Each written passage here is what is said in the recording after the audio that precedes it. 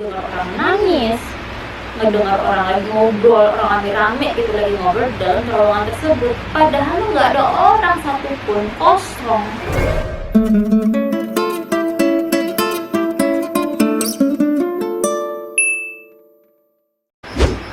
Hai semuanya, makasih udah klik video ini dan welcome back to channel Via.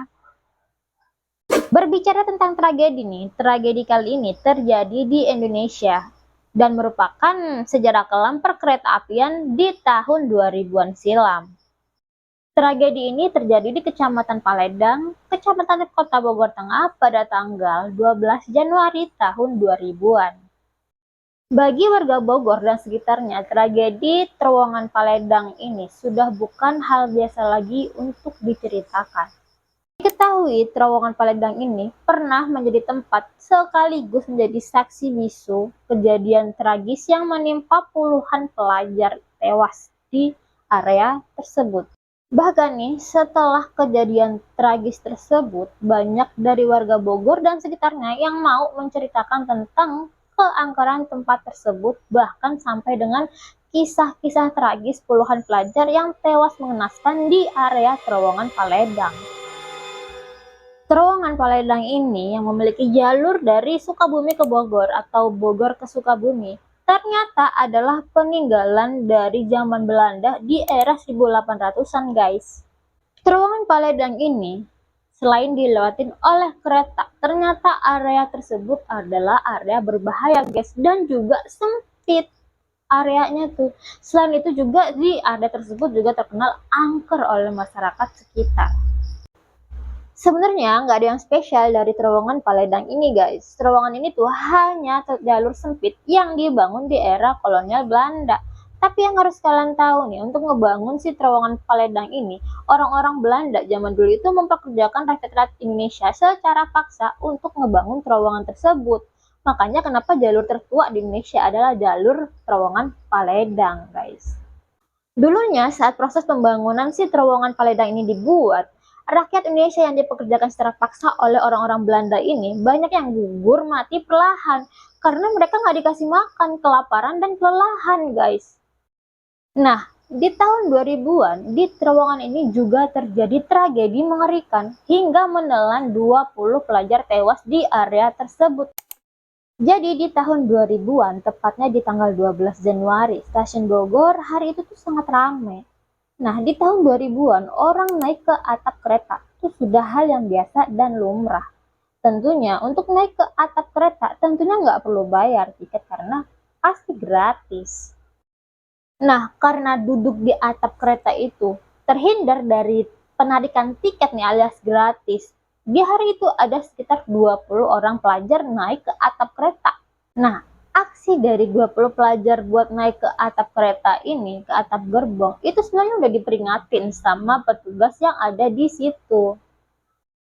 Petugas itu sudah berusaha untuk menegur dan menjelaskan kepada ke-20 pelajar tersebut agar tidak jadi menaiki atap gerbong kereta. Dikarenakan kereta itu akan melewati sebuah jalur terowongan sempit yang bahkan saat merunduk pun ujung rambut akan bisa terhantam.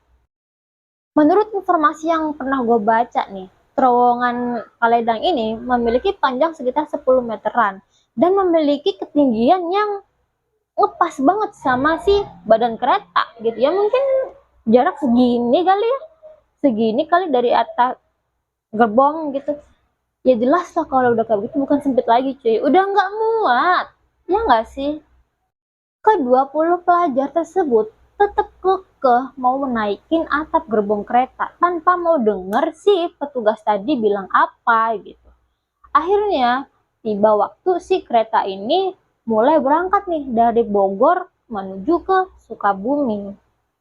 Nah, di tengah-tengah perjalanan nih mungkin mereka ini lagi ketawa-ketawa gitu ya, seneng-seneng nih di atap gerbong si pelajar-pelajar ini, tanpa mereka ngeliat nih di depannya itu ternyata udah ada terowongan yang dibilang sama si petugas tadi. Dan akhirnya karena mereka itu nggak mau denger tuh, akhirnya kejadian yang ditakutin pun terjadi guys.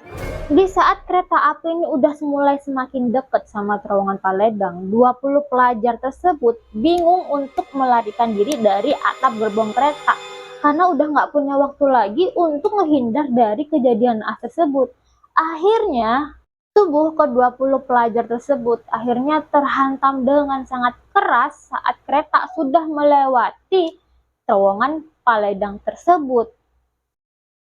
Pelajar-pelajar tersebut tewas mengenaskan, bahkan kepala dari pelajar-pelajar tersebut semuanya terputus.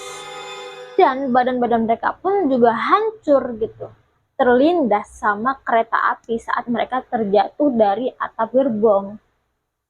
Merinding gue. Bahkan di sekitaran terowongan Paledang ditemukan banyak banget potongan-potongan tubuh pelajar yang udah duduk di atap gerbong itu.